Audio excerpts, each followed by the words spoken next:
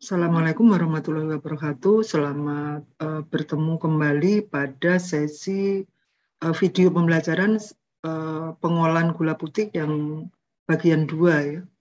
Yang bagian 1 itu terpisah, itu membahas dari preparasi, jadi begitu tebu masuk ke pabrik sampai ke pemurnian. Nah, pada bagian kedua ini akan membahas terkait dengan mulai dari penguapan sampai dengan pengemasan. Ya, ini merupakan bagian dari mata kuliah teknologi gula, tetapi juga bisa digunakan untuk mata kuliah teknologi hasil perkebunan. Nah, setelah melihat video ini, diharapkan kalian nanti bisa menjelaskan bagaimana proses pengolahan gula, terutama bagian tahap evaporasi, ya, jadi dari cairan nira yang encer sampai dengan menjadi gula kristal putih sampai dengan pengemasan. Ya, memang ini tidak membuat kalian terampil, tetapi mengetahuilah konsep-konsepnya. Nanti kalau ingin lebih jelas melihat visualisasinya, maka melihat video prosesnya ya, yang nanti bisa secara terpisah bisa dilihat atau bisa dicari melalui YouTube ya. Oke, saya akan share screen.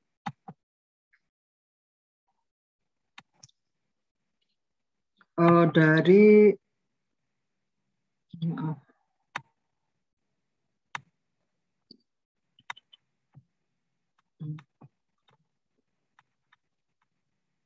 Oke, mulai dari evaporasi. Jadi evaporasi itu sama dengan penguapan. Tujuannya adalah pada industri gula kristal putih ini menguapkan air pada nira jernih yang sudah dimurnikan tadi dari 15 brix menjadi 70 brix. Itu hampir jenuh ya, sebelum nanti masuk ke tahap berikutnya yaitu kristalisasi. Nah, air yang diuapkan ini cukup banyak sehingga perlu energi yang besar jikalau dilakukan secara holding ya, dengan satu pan pemasakan seperti pada pembuatan gula merah ya. Oleh karena itu, agar pemanasan efisien itu dilakukan dengan beberapa bejana yang saling berhubungan atau dikatakan dirakit secara seri, berkesinambungan, berganda, dan bertingkat, atau sering disebut dengan multiple effect evaporator. Nah, seperti apa rangkaiannya? Rangkaiannya seperti ini. Ini kebetulan denah yang ada di salah satu pabrik gula. Ini kebetulan ada 2 lain ya.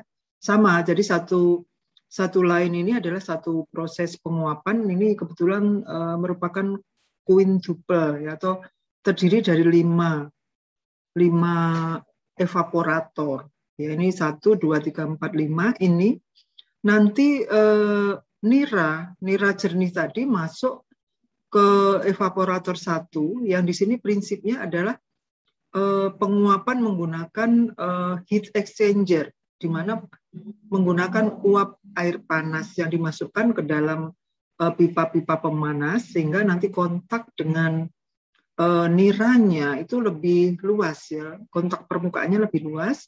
Kemudian nanti niranya akan menguap ya, niranya akan menguap atau airnya akan menguap. Ini karena tertutup, kemudian nanti akan tersalurkan. Jadi uapnya akan disalurkan, digunakan untuk pemanas pada bejana berikutnya. Nah, demikian seterusnya sampai ke bejana 5. Artinya apa? Tidak terbuang uapnya. Nah, inilah yang kemudian membuat efisien ya. Niranya juga begitu. Niranya setelah dari bejana 1 kemudian juga dialirkan ke bejana 2 dan seterusnya. Sehingga semakin ke sana niranya juga semakin kental.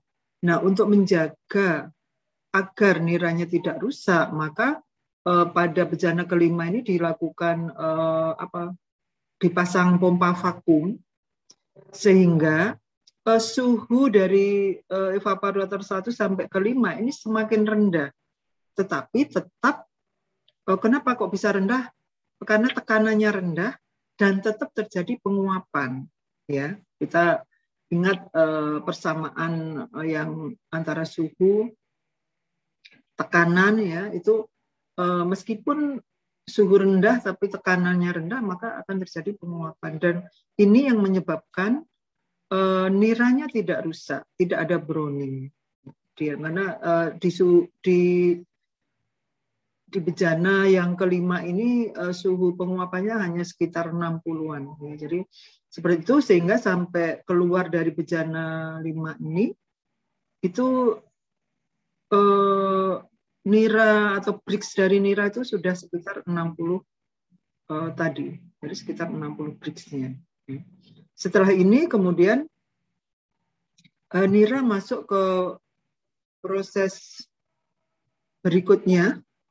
Nah, ini masih gambaran nyatanya. Kalau tadi skema, inilah deretan dari evaporator tadi. Ini di salah satu pabrik yang ada di Lampung, ya, di GMP ini. Ini saya foto sendiri di 2014. Nah, ini ada kaca-kaca, sebenarnya tempat bisa untuk ngintip, ya, untuk melihat proses penguapan yang ada di dalam itu. Jendelanya lah, ya. Oke. Nah, prinsip dari pemanasan ini kenapa menjadi efisien dan nira tidak rusak tadi, karena saling berkesinambungan. Tadi sudah saya jelaskan, suhunya semakin bahkan 47 derajat Celcius, ya, di bejana terakhir. Terjadi karena memang tekanannya semakin rendah, ya, karena ada vakum tadi. Jadi selain untuk menarik, juga untuk tetap memungkinkan terjadi penguapan meskipun pada suhu rendah. Nah, setelah itu kemudian masuk ke pan pemasaan atau sering disebut dengan kristalisasi. Ya, tujuan kristalisasi ini adalah mengambil gula sebanyak mungkin, ya. Mengambil gula sebanyak mungkin dari sirup tadi yang sudah 60 Brix tadi. Kemudian caranya cepat dan ekonomis dengan kualitas sesuai yang diinginkan. Nah, umumnya di pabrik gula itu dilakukan secara bertingkat. Jadi ada masaan ACD kalau tidak salah. Tapi intinya ada tiga tingkat pemasaan. Karena beda. Jadi prinsip kristalisasi di sini pada saat sukrosanya mengkristal itu diupayakan masih diselimuti oleh cairan sehingga kristalnya itu tidak menggumpal. Nah, itu prinsipnya dilakukan, ya. Meskipun ada tiga tingkat ABC, ini sebenarnya yang B dan C ini adalah semacam recovery, ya, masih mengambil yang tadi tidak terambil kristal-kristalnya. Dan ini nanti yang diambil untuk gula produk adalah hanya yang dari A, masakan A. Ya, yang BC ini warnanya biasanya akan lebih gelap dan ini digunakan sebagai bibit, ya, bibit atau seeding, kira-kira seperti itu. Nah, sebenarnya secara proses tahapan itu kristalisasi itu tidak tiba-tiba ada kristal besar seperti itu, ya. Sama dengan saya sering menyampaikan kalau kita memelihara ayam, ya, itu kita bisa menunggu ayam induknya bertelur atau kita beli ayam bibit yang sudah menetas bersama-sama, tinggal membesarkan, ya. Jadi nanti ada 3 tahap sebenarnya, adalah pembentukan inti kristal, kemudian pembesaran, kemudian pemisahan kristal. Nah, pembentukan intinya juga nanti bisa dijabarkan lagi, ada beberapa cara juga. Nah, peralatannya sebenarnya hampir sama dengan evaporator, tetapi untuk pan pemasakan ini horizontal dan di dalamnya ada pengaduknya. Karena sudah sangat kental, ya, sangat kental. Jadi sudah mulai terbentuk kristal. Kalau tidak diaduk maka nanti akan tidak ukuran kristalnya akan tidak rata. Jadi seperti itu. Jadi konstruksinya horizontal dan berpengaduk.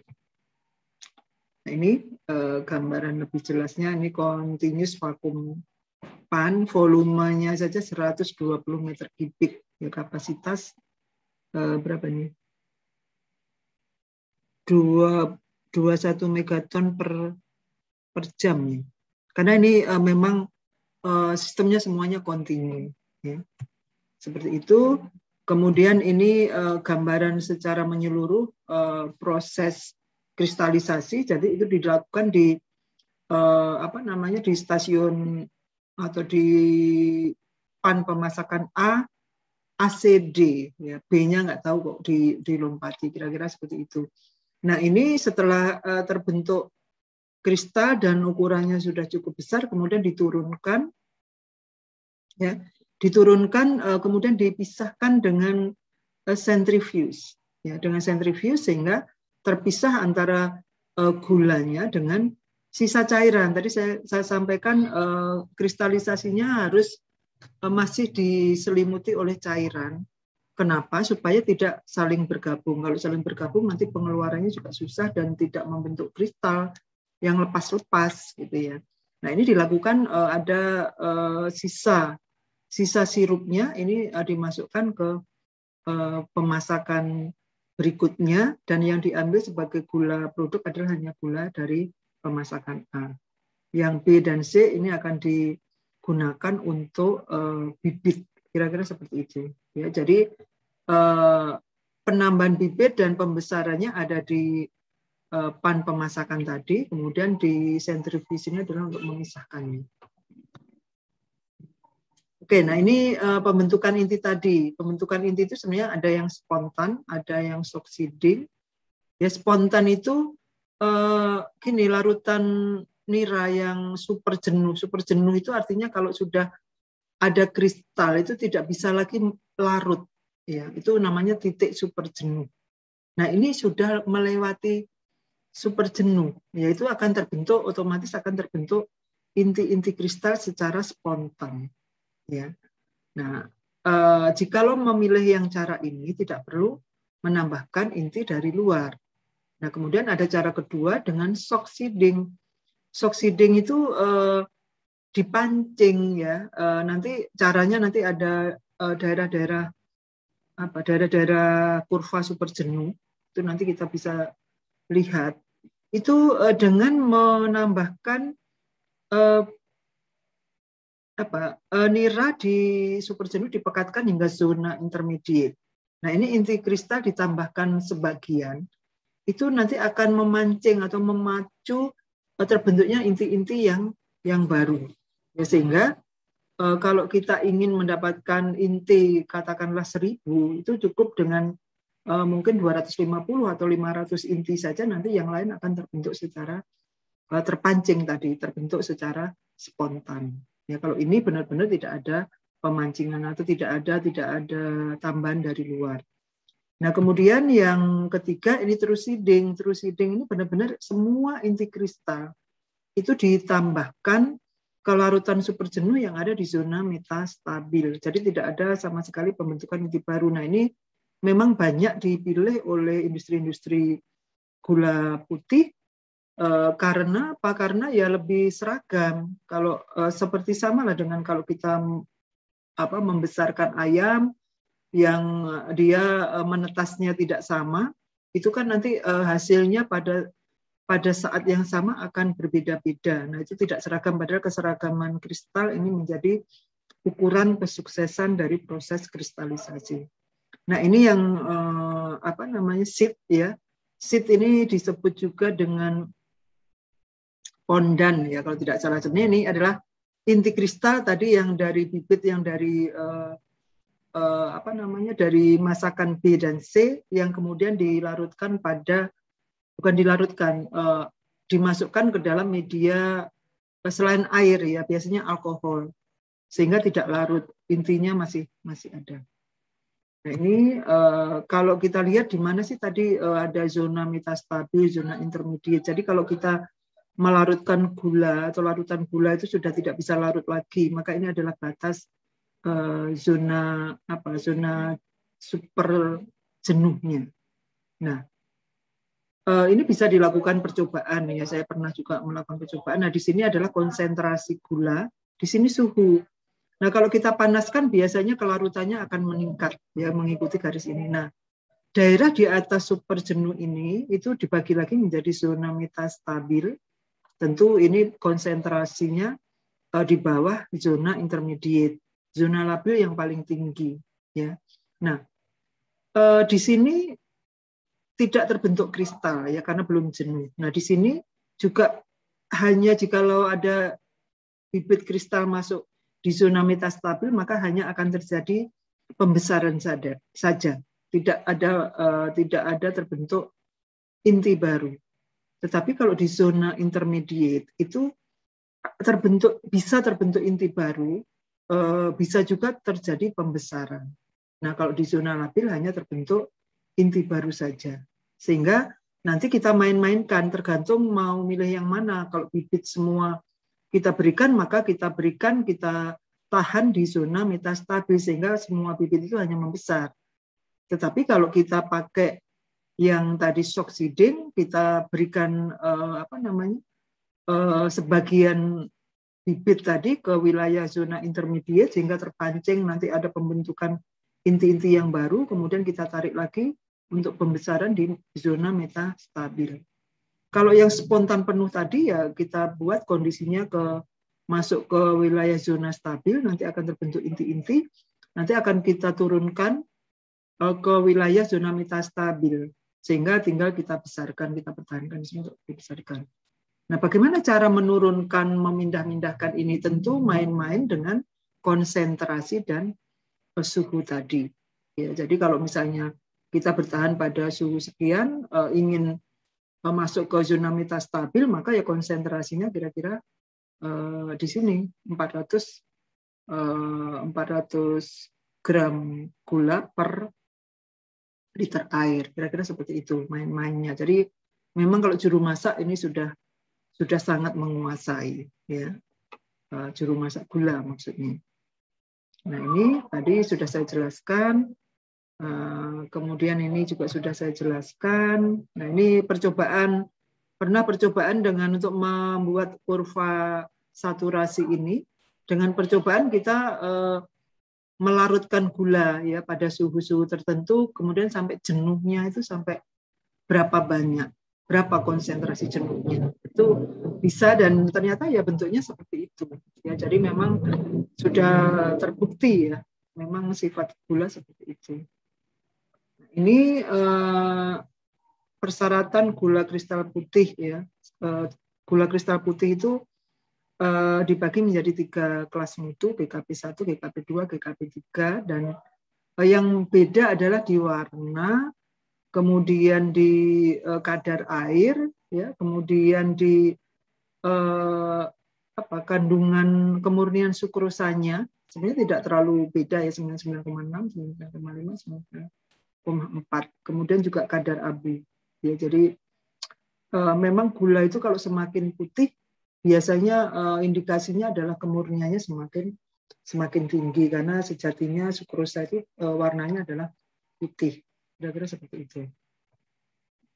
Kemudian kita lanjutkan. Nah, ini kristal sukrosa dari kristalisasi itu sebenarnya yang kita inginkan adalah kalau yang excellent, sebenarnya besar kecilnya itu bisa diatur. Jadi ya samalah dengan kita membesarkan ikan, membesarkan ayam.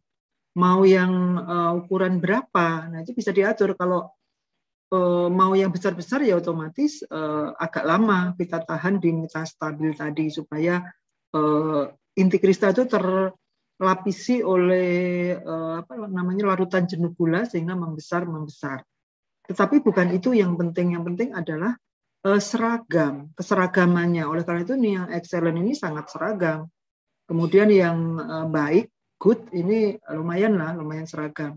Nah, ini medium sudah mulai ada yang besar, ada yang kecil gitu ya. Nah, ini keseragaman itu yang menentukan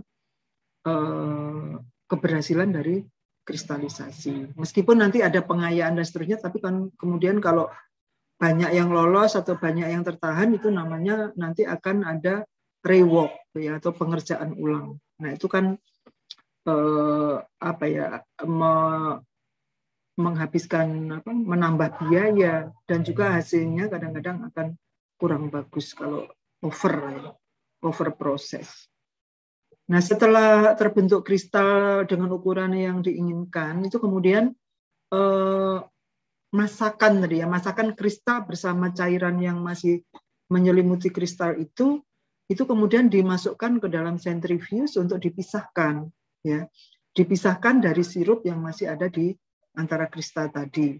Nah, biasanya digunakan centrifuge dengan putaran tertentu, kemudian sambil disentrifuge itu biasanya disemprot dengan air supaya dengan air hangat sekitar 10%, supaya lapisan lapisan molases atau sisa sirup itu biasanya warnanya agak gelap itu terpisah sehingga gulanya benar-benar putih. Kemudian nanti cairannya akan turun, kemudian kristalnya akan menempel di dinding itu, dan langkah selanjutnya akan dituang ke semacam loyang getar gitu ya untuk dikeringkan dan kemudian juga disaring. Nah, ini gambar dari centrifuge. Jadi kalau tadi ada beberapa ya centrifuge-nya ada 5 gitu ya, centrifuge-nya nanti berjejer-jejer menampung masing-masing secara kontinu. Nah, langkah selanjutnya setelah finishing tadi, pengeringan dan pengayaan, kemudian masuk ke stasiun pengemasan. Jadi semuanya akan berjalan secara kontinu, kemudian ini dimasukkan ke pengemasan dan kemudian disimpan di gudang, ya, di gudang ditumpuk seperti ini. Nah, kita sudah pelajari juga proses pengemasan dan penggudangan, dan biasanya ini plastiknya itu sebenarnya double ya, yang dalam itu adalah plastik semacam plastik etilen begitu, kemudian yang di luar karung, karena karung ini kemasan sekunder yang bisa menahan biasanya di Indonesia itu sekitar 50 per karung ya, 50 kilo. Nah, setelah disimpan begini, ada juga yang sekarang pabrik-pabrik itu juga kemudian mengemas ulang, dan bahkan seperti PT Sugar Group itu banyak sekali merek seperti ini ya. Ini gula madu punyanya Gunung Madu. Nah, ini gulaku ini yang Sugar Group ini banyak sekali kemasan sesuai dengan pesanan pembeli. Ya. Jadi bisa ada lebih dari 20 jenis kemasan. Jadi seperti Indomaret, Alfamart itu sebenarnya kan nggak punya pabrik gula, tetapi mereka bekerja sama dengan pabrik gula, memesan produk kemasan gula yang dikemas dengan merek yang mereka inginkan. Ya, tapi isinya sebenarnya adalah sama. Ya. Nah, ini selain 50 kilo juga sudah bermunculan yang sekilo, yang setengah kilo, bahkan yang saset seperti ini. Nah, ini perkembangan yang terakhir belum lama ya. Dulu semuanya adalah dalam bentuk karung seperti ini. Nah, kalau ini adalah penggudangan secara curah. Ini biasanya untuk gula raw sugar ya. Jadi belum terlalu higienis lah. Mereka biasanya seperti ini, kemudian juga mengemas ke pengemasan atau pengangkutan transportasinya juga biasanya ke kapal itu dalam bentuk curah ya, supaya mungkin karena masih mau diproses lagi ya, jadi tidak ada masalah. Kira-kira seperti itu. Nah, ini kalau tadi ini di tahun berapa tadi? Ini sudah lebih modern, sudah lebih bersih ya, karena kewajiban gula ini harus wajib SNI. Ini juga membuat packingnya juga tidak boleh sembarang orang masuk. Sudah lebih ini. Nah, ini kalau di tahun 2000 ini ya, di tahun 2000 masih seperti ini ya, kurang higienis. Ini yang sekarang sudah seperti ini, jadi sudah benar-benar menerapkan GMP ya, jadi tidak sembarang orang boleh masuk, hanya petugas-petugas terkait saja. Dan biasanya kita bisa melihat dari kaca ya, ini karena di jendelanya nanti kaca, kalau kita kunjungan itu bisa melihat dari kacanya. Ini transportasi gula secara curah. Nah, saya kira itu nanti kita akan lanjutkan ke diskusi dan juga pemberian tugas ya, supaya lebih pemahamannya lebih mantap lah, kira-kira seperti itu. Baiklah, untuk sesi ini saya akhiri sampai di sini. Wassalamualaikum warahmatullahi wabarakatuh.